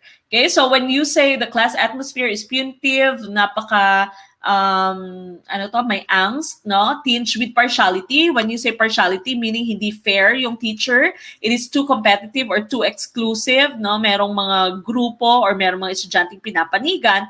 That would be letter A, disturbances in group climate. Again, this is something technical and this is already in your group. If you are in group, then go ahead and please check this. Okay, now number 7, to what problem type do students belong who have short attention span, unable to sustain concentration by being easily affected by sights, sounds, or speech? Okay, anong klase ng students meron tayo dito? Sir Nino Vincent Rojo, thank you po for sharing our video. Okay, again, if you're watching us on YouTube, make sure that you like this video, share this video, subscribe to our YouTube channel, check the rest of our videos. There's playlist for GenEd, for ProfEd, for our live streams, over 30 videos for our live streams. If you're watching us on Facebook, then make sure that you also follow our page, Gurung Pinoy. If you have a chance, then go to our YouTube channel, subscribe to our YouTube channel, check out the rest of the videos that you've missed. Also, please do start a watch party, share it to your friends, tag your friends, share it in groups. Okay, so thank you so much for those people who've already done so. Okay, now to what problem type do students belong who have short attention span, unable to sustain concentration by being easily affected by sight, sounds, or speech? Okay, so wala silang masyadong attention, no? Dahil they're easily affected by sight, sounds, or speech. And this is, of course, distractible. Napakabilis nilang ma-distract. Okay, these are distractible types of students. Yung withdrawn mo would be yung mga ayaw mag-socialize, ayaw sumali sa group work, ayaw mag-recite, okay? That's withdrawn. Ang low achiever mo naman, ito yung mabababa yung grade, no? Ito yung mga estudyante mababa talaga yung grade, walang ma-achieve, no? Now, ang defiant mo naman, ito yung nagre-resist. Pag sinabing, gawin mo to, ayoko. Okay? I don't want. It's too much. Okay? So, defiant. Distractible po would be the correct answer, letter D. All right, now we go to number 8. If threat of punishment is necessary on erring students, how should this best be done? Okay, letter A, first a warning before the threat. Letter B, make the threat with immediate punishment. Letter C, make the threat and reinforce with warning. Or letter D, warn and threat at the same time. Okay, ano kaya yung tamang sagot? We would like to welcome all those people who have just tuned in. I see some people, no? First time yata dito. Sir Julani Sarmiento Elon, Ma'am Julani, Sir Albert Tan, Sir Charles Joseph Gaas, Sir Peter Kalanday, Sir Ruben June Masalon. Okay, yung mga first-timer po natin, make sure that you are subscribed to our YouTube channel. Go to the rest of the videos that we have. Like our Facebook page. We have our live streams po every Saturday and Sunday, 7 p.m. Okay, this is for GenEd and ProfEd. Okay, if threat or of punishment is necessary on erring student, how should this best be done? Anong dapat mong gawin? Anong psychologically sound na advice dito? The correct answer, of course, would be letter A. First, a warning before the threat. Okay, hi, Sir Bold Storiaga. Good evening po. Okay, so again, una-una muna may warning. Kaya, syempre, napaka-importante na klaro sa iyong mga estudyante kung ano yung rules mo. Sabihin mo sa kanila at the beginning of the semester, at the beginning of the school year, na if you are doing something that is not allowed for you to do, so first, I'm going to give you a warning. Then after that, I will maybe write you up. Okay? So, dapat iklaro sa kanila kung ano yung rules mo. Pero una-una dapat may warning. May warning ka talaga. Okay, so that they'll know kasunod nito would be punishment na. So dapat tumigil na sila. Okay, so number 8 po yan, warning. First, a warning before the threat. Now number 9, for group guidance in classroom management, what element is shown when there are tensions among individuals, cliques, and subgroups, or student-teacher friction? So again, nasa grow na po ito, no? Group guidance, yung tawag dyan, no? And this is very technical. Yung question po natin dito, kinuha talaga word per word doon sa ating discussion, nasa grow na po. So again, if you are in grow, make sure that you check this. Okay, so i-check nyo po siya. Is this letter A, disturbances in group climate, dissatisfaction with classroom work, poor interpersonal relations, or poor group organization? Okay, Sir John Henry Hamora, welcome po. Ma'am Marisi Dica, Anipse, welcome po. Okay, the correct answer here, of course, would be letter C, poor interpersonal relations. This is letter C. Again, if you're already in Grow, go ahead and check whatever it is that you, the group guidance that I've already posted there. These are all very technical. So, napaka-technical po nito. Lahat po nandun na na-discuss sa pinost ko sa Grow. Now, for those of you who have just tuned in and you're wondering what Grow po is the exclusive FB group of Gurong Pinoy. So that is where we send all our exclusive materials and especially the feedbacks coming from our previous students. So if you'd want to become a member of Grow, it's very easy. You can check that at the beginning of this video. So later po, i-check nyo at the beginning of this video. Okay, so it's just very easy to become a member of Grow. Now, number 10, which of the following is the best option to deal with chronic behavior problems in the classroom? Letter A, indicate consequences of behavior. Letter B, with gain confidence and skills. Letter C, be calm and consistent. Letter D, establish positive expectations for students. Okay, ano kaya yung tamang sagot for question number 10? Okay, what do you think is the correct answer for number 10?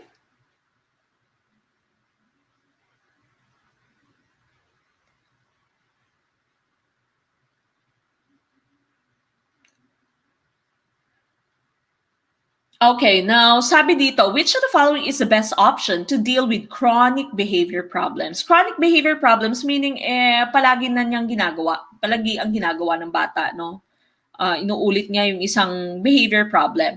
Is it letter A, to indicate consequences of behavior? Letter B, with gain confidence and skills? Letter C, be calm and consistent? Letter D, establish positive expectations for students. Now, yung establishment of positive expectations for students, ginagawa po ito natin unang-una. Okay, this is at the beginning of the school year. This is at the beginning of the semester, no? Now, for your question here, sabi dito ng question mo, may behavior problem na yung bata. Okay, so what happens is that the correct answer be letter C, be calm and consistent. Yan po yung tama nating gawin. Okay, so kalma lamang, wag po kayong pumutok, no? Wag kayong umiyak sa harap ng inyong klase. As teachers, dapat po hindi kayo umiyak sa harap ng inyong students. Okay, be calm and consistent. If you feel like you are in the verge of crying, then you can go out of the room. No? Go out muna ng room. Kunwari, nag-walk out ka, nandiyan ka lang naman pala sa pintuan, no? Sa labas ka lang ng pinto, tapos take deep breaths muna para mapakalma mo yung sarili, no? Pagkatapos, balikan mo sila. Okay, so letter C po, be calm and consistent. Now we go to number 11. Which of the following best relates to basic literacy of learners? Letter A, drills. Letter B, field experience. Letter C, text-based learning. Letter D, demonstration. Okay, ano kaya yung tamang sagot for question number 11, Prof Ed? Again, for those of you who have just tuned in, we have our live streams on Saturdays and Sundays, 7 p.m. po yan. That's Philippine time. Okay, so if you want to join us, next live stream will be on Saturday, 7 p.m. Then, of course, we have our answer sheet po. Nandyan po sa aming Facebook page, ang Gurong Pinoy. I-download nyo po yan. Para po by next Saturday, you can already start shading. Okay, on Saturdays po kasi we only have our questions live stream. And what you do is you read the questions on your own. The questions are pre-recorded and then you do the shading. Okay, so i-download nyo po yung aming answer sheet. And mag-practice na po kayo ng shading. Then, of course, on Sunday, 7 p.m., that we do our discussion. Okay, number 11. Which of the following best relates to basic literacy of learners? Basic literacy. Ano nga ba yung literacy? When you say literacy, this is only for, usually text ito no? Sa pagbabasa. Okay, yung drills mo kasi mastery na yan. Field experience, no. Experience mo na yan. Demonstration, no. Okay, we're asking for basic literacy. And of course, the correct answer would be text-based learning. Okay, text-based learning. Reading lamang. Okay, so letter C is the correct answer for number 11. Now we go to number 12. If threat of punishment is necessary, which of the following express the threat with least severity? Now, letter A, I will work for your removal from class and you are ashamed to your classmates. Letter B, I will send you to the principal's office or else also ask your parents to confer with the principal. Letter C, you will get shortened recess or receive more severe punishment. Letter D, you will report early to school tomorrow or you will be marked absent. Okay? Saan dito? Yung nahanap natin dito would be the least severe. Okay? Yung pinakamagaan. Saan dito yung pinakamagaan? Oh, ang daming sumasagot na. I will send you to the principal's office at ipatawag yung parents. Again, yung hinahanap po natin ay yung pinakamagaan. Pinakamagaan. Kasi sabi niya, oh, least severity. Least. Yung pinakamagaan sa lahat. Okay, I will work for your, aalisin mo siya sa klase, sisend mo siya sa principal's office, papatawag yung parents niya, shorten yung recess niya. Letter D, he will be reporting early to school or he will be marked absent. The one with the least severity here, of course, is letter C po. You will get shortened recess or receive more severe punishment. Ito yung hindi pervasive, no? This is just between you and the student. Hindi naman po pwedeng ipa-report mo siya early to school. Okay? So letter C po ang tamang sagot. Ang iba dito kasi papatawag mo siya sa principal's office, papatawag yung parents niya. Ito naman, i-drop mo siya sa klase niya. Okay, so letter C is the correct answer. Now we go to number 13. Among mistaken goals in the acceptance approach to discipline, what happens when students are not getting the recognition they desire, continually seek help, and refuse to work unless the teacher hovers over them? Letter A, withdrawal. Letter B, attention getting. Letter C, power seeking. Letter D, revenge seeking. Okay, ano to? Yung palaging gusto niya ay nandyan si teacher sa tabi niya. Okay, palaging tinatawag niya si teacher, tulungan mo ako teacher, please. Okay, ganun siya.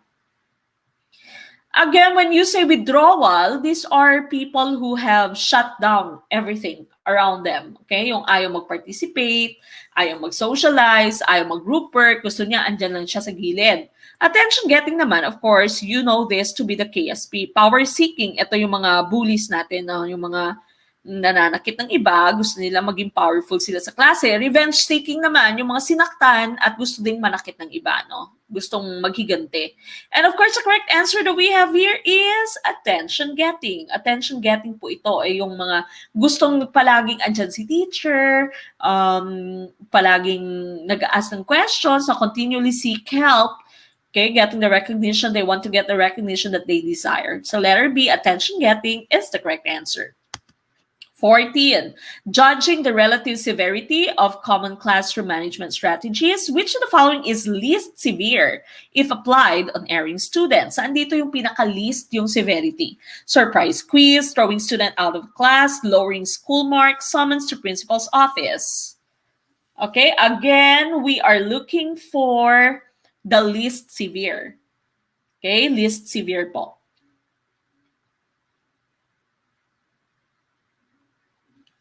All right, what do you think is the correct answer for question number 14? We're looking for least severity. Okay, now a lot of people on YouTube are answering with letter A, sama-sama yung mga taga-YouTube, and that is the correct answer. Letter A po, surprise quiz is the least severe, no? Hindi po pwedeng i-drop mo siya sa klase, throw mo siya outside of the class, no? Palabasin mo siya. Lowering school marks, summons to principal's office, usually surprise quiz. Ayan yung tumigil, kanina pa ako nagsasabi, kanina ko pa sinasabi na tumahimik na kayo, ayon tumigil, sige, kumuha kayo ng papel. Okay, we are going to have a surprise quiz. Yan lagi yung sinasabi ni teacher, di ba? Pag ayaw tumigil ng estudyante na masyadong maingay, no? Sabihin ng teacher, okay, gusto niya, sige, mag-quiz tayo. Okay, so letter A is the correct answer.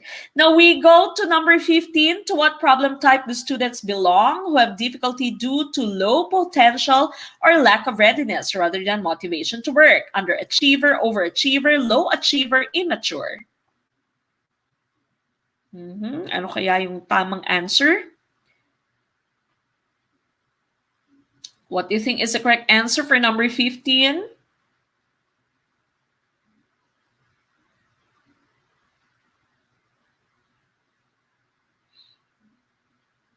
Okay, what do you think is the correct answer for question number 15? To what problem type do students belong who have difficulty due to low potential or lack of readiness rather than motivation to work? Yung walang motivation, ayaw gumawa, low potential. Okay, many people are answering with letter C.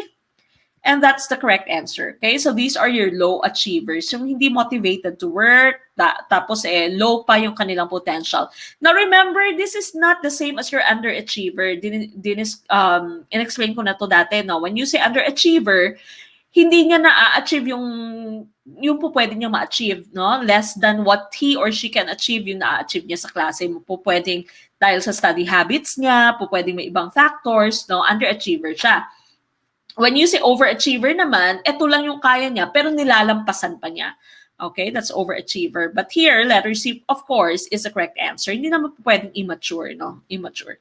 Okay, now we go to number 16.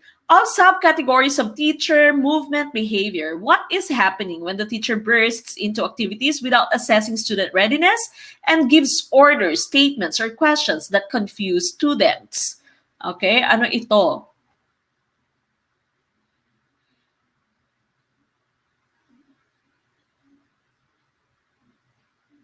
Okay, what do you think is the correct answer here? Of subcategories of teacher movement behavior, what is happening when the teacher bursts into activities without assessing student readiness, gives orders, statements, questions that confuse students? Okay, is this letter A, stimulus bound, letter B, thrust, letter C, truncation, and dangle, or letter D is dangle?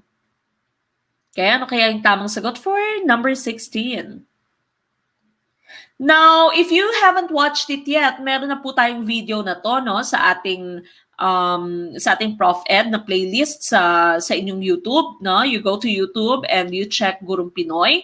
Meron na po tayong video na to sa ating playlist on ProfEd. The video is discussing about truncation, dangle, flip-flop, widithness, lahat na po yan na-discuss doon sa video na yan.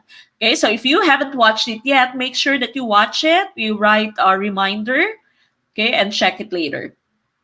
Okay, sabi dito, hindi siya nag-a-assess whether the students are ready or not, and she gives order statements that are confusing to students. Now, your truncation and dangle are almost the same, no? Halos magkapareho itong truncation and dangle, meaning the students are left hanging. Okay? Nililive mo hanging yung students. Hindi mo sinasabi kung ano tamang sagot, hindi mo sinasabi kung ano yung solution. Okay, so the students are left hanging. Truncation and dangle, they're almost the same. As stimulus bound mo naman, you are a type of teacher that is distractible. Ikaw naman yung distractible na klase ng guro. Okay, so nagdi-discuss ka, pagkatapos may kumatok or may dumaan, ito ginagawa ni teacher nyo, nagdi-discuss si teacher, tapos may dumaan, oh, hi, hello, yes, ano na nangyari? Oh, tapos, nakikipag-chismisan si teacher. Stimulus bound si teacher, mabilis siyang ma-distract ng mga stimuli. Now, the correct answer, of course, would be letter B, thrust po ito. Thrust. The students are confused. You're not assessing whether your students are ready for a certain activity, no? Go ka lang ng go, no? So that's thrust. Letter B is the correct answer. Okay, so letter B po ang tamang sagot. Again, letter C and D are almost the same. Truncation and dangle. Pag sinabi niyo pong truncation or dangle, ito po yung nihahang mo yung iyong estudyante. Hindi mo sinasabi yung tamang sagot, hindi mo sinasabi yung tamang solusyon, hanging yung students mo. Yung stimulus bound mo naman, you as a teacher is very distractible. Okay? Palagi ka nadidistract ng kung sino dumadaan, kung ano yung naririnig mong sounds. Okay? Letter B po yung tamang sagot dito. Letter B is the correct answer. Okay, now number 17. In the school, who is the key to the success or failure in teaching and learning, being the link between the child and the curriculum? Okay, ano kaya to? All right, what do you think is the correct answer for number 17? The link between the child and the curriculum. Of course, the correct answer here would be letter C, the teacher. Very important. Ngayon, no, mas na-appreciate yung mga guro, especially ng mga parents natin, ng mga estudyante natin, dahil iba talaga pag nandyan yung guro. Iba talaga pag not virtual, pag physical yung teaching, no, yung nakikita mo yung guro. Pag mayroon kang questions, just raise your hand and you can raise a question, no? You can just easily ask your teacher. Ngayon, mas nakikita nila na mahirap pala pag wala yung teacher sa room, no? Pag wala, kung online lang. Kahit online, nakikita mo pa rin yung teacher mo, pero iba. pag nandyan talaga kayo sa classroom. Okay, so letter C po, the teacher. That's the correct answer. Now we go to number 18. For the group guidance approach to classroom management, again, this is already in GROW. Nasa GROW na po ito. What element is shown when work is badly scheduled, badly sequenced, or confusing? Okay, pinapagawa mo sa estudyante mo ay hindi maganda yung schedule, badly sequenced, hindi maganda yung pagkakasunod-sunod, at confusing sa iyong mga students. No? Kunwari, fiesta ng linggo, pagka Monday, magbibigay ka ng big test. Okay, so it's badly scheduled, hindi maganda yung pagkakaayos ng iyong klase, no? So it is very important for a teacher to have good classroom management, for a teacher to have organizational skills especially. So dapat as a teacher is organized ka. Okay, so letter A, disturbances in group climate. Letter B, poor interpersonal relations. Letter C, poor group organization. Letter D, dissatisfaction with classroom work. Again, this is already in GROW. Okay, so this is something technical po. Tingnan nyo po, nandun na sa GROW. And the correct answer is dissatisfaction with classroom work. So letter D po ang tamang sagot. Okay, that's 18, letter D. Now we go to number 19. Which of the following is not an active strategy in transformative education? Letter A, drill. Letter B, brainstorming. Letter C, lecture. Or letter D, demonstration. Okay, what do you think is the correct answer for number 19, which is not an active strategy in transformative education? Now, we already have a video in our playlist for ProfEd. Meron na po tayong playlist or video sa playlist natin ProfEd, which is titled The Pillars of Learning. Okay, if you haven't watched that yet, make sure that you watch it. Watch all of the videos that we have on YouTube. There's a playlist for GenEd, for ProfEd, and of course, the previous live streams that we have. And so we have this video there. The title is The Pillars of Learning. So check that. If you haven't watched it yet, then make sure that you write a reminder for yourself. Okay, so doon po diniscuss na yung pillars of education natin. Remember, you have the 4 major pillars, no? Learning to be, learning to do. Okay, all those things that you have there, learning to live together in harmony. Meron din po tayong ang tawag dito, meron din po tayong 5th pillar. Meron tayong tinatawag na 5th pillar, bagong pillar natin, which is learning to transform. Pag sinabi mo namang learning to transform, dati po passive lamang yung ating pagtuturo, dati po yung learner natin tagatanggap lamang ng ating tinuturo. When you say learning to transform, the curriculum is now transformed into something that is active, no? Active na dapat yung ating learners. They are active learners, okay? So, question natin dito sa number 19, which of the following is not an active strategy in transformative education? Saan dito yung hindi active strategy? Is it drill, brainstorming, lecture, or demonstration? Saan nga ba dito hindi active yung mga bata? And of course, you know that it's letter C, lecture, okay? Okay, so letter C po, lecture is the correct answer. Letter C. Kasi ang drill mo, syempre may sinasagutan yung bata, brainstorming, nag-iisip yung bata na kung anong ideas so po pwede nilang makontribute. Demonstration, of course, the person is speaking, is doing something, okay? So learning by doing din yung demonstration. Letter C is the correct answer. Yes, Ma'am Ayan Shay, nasa YouTube po. Again, please do check all the videos that we have on YouTube. We have several videos for GenEd, several videos for ProfEd, and of course, live streams po natin ng mga previous videos. Nasa YouTube po lahat yan. Okay, now we get to our last question for ProfEd, the last question for tonight. Number 20, how is the humaneness of the teacher best described when he or she is full of interest and enthusiasm in the work of teaching? Is it letter A, knowledge, letter B, perceptiveness, letter C, responsiveness, letter D, sensitivity? Okay, ano kaya yung tamang sagot dito? Last question. Again, please don't forget to like our video, For those people who have just tuned in, please do like our video. If this is your first time to watch our video, then make sure that you subscribe to our YouTube channel. We have so many videos that can help you pass the LET. We have a playlist for GenEd, for ProfEd, and of course, our previous live streams. That's more than 30 videos already. So tingnan niyo po yan lahat. If you're watching us on Facebook, make sure that you also go to our YouTube channel and check all the videos that you've missed.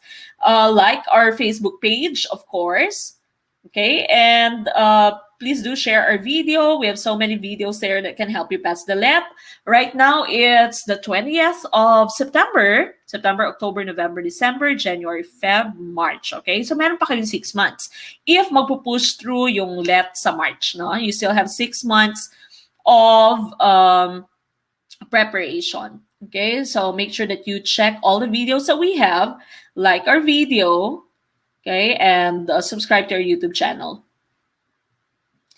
All right, now, how is the humaneness of the teacher best described when he or she is full of interest and enthusiasm in the work of teaching? Knowledge, perceptiveness, responsiveness, sensitivity. Now, we all know the meaning of knowledge. Okay? Alam natin to, no? Meaning may mastery yung teacher, no, sa pagtuturo.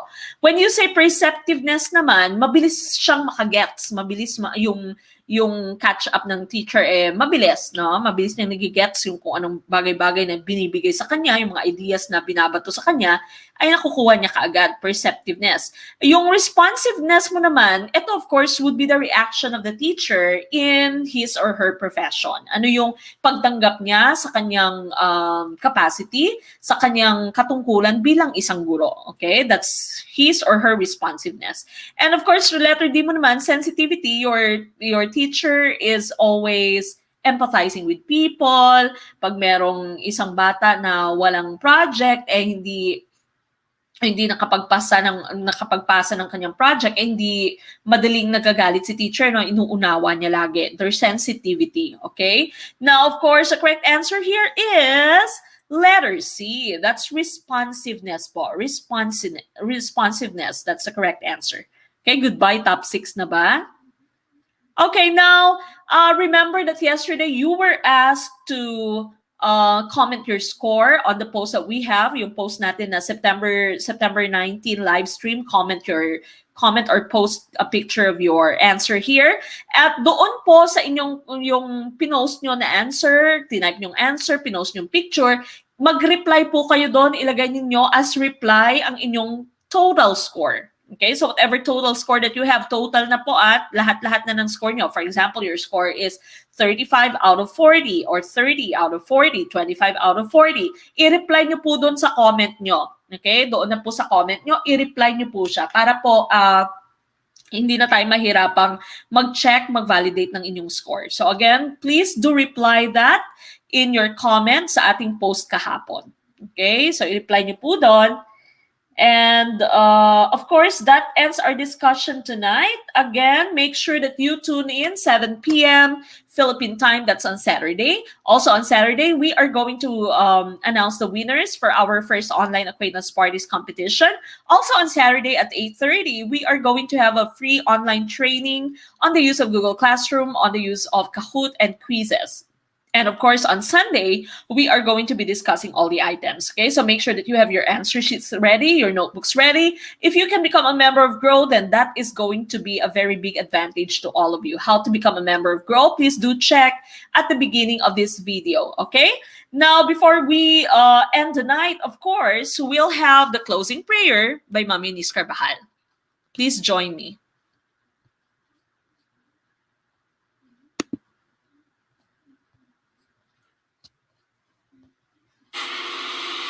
Halina't samahan niyo po muli akong manalangin bilang pagtatapos sa isang mabungang pagre-review ngayong gabi. Panginoon, maraming salamat po sa pagkakataon na muling matuto at sa pagkakataon na matuto pa sa mga susunod na linggo na ipagkakaloob niyo sa amin kasama ang aming pasinaya, si Ma'am Mek. Hayaan mo nga po na sa pagkakataong ito ay mas manatili po kaming seryoso sa paghahanda at maging ligtas din po sumunod sa protocols ng pamahalaan para sa pag-iwas namin sa nagbabadyang COVID-19. Patuloy naming sundin ang pagsusuot ng face mask, ang paghugas palagian ng kamay or pagsasanitize, at syempre ang pagkakaroon ng maayos na health, at wag po namin itong pabayaan sa kabila ng ang bawat isa sa amin ay nagtatrabaho sa loob man po ng aming tahanan, at lalong-lalo na po sa mga kakilala po namin o sa amin na lumalabas sa tahanan para buhayin ang aming mga pamilya. Lord, hayaan mo nga po na ikaw din po yung magbigay sa amin ng pagkakataon na huwag mag-worry, at sabi mo nga, you care for us. So, all our worries, we give it to you, Panginoon. Hayaan mo na sa mga pagkakataong na overthink namin na baka hindi kami makapasa, baka hindi na naman matuloy yung board exam, we pray na ikaw po yung magpanatag sa bawat isa sa amin, dahil sa alam namin, Lord, na your plans are better than our plans. And so, Panginoon, in this case, we trust everything to you, whether matuloy uli, Panginoon, and we pray na matuloy na po yung board exam namin the next year at hindi na po ito postpone.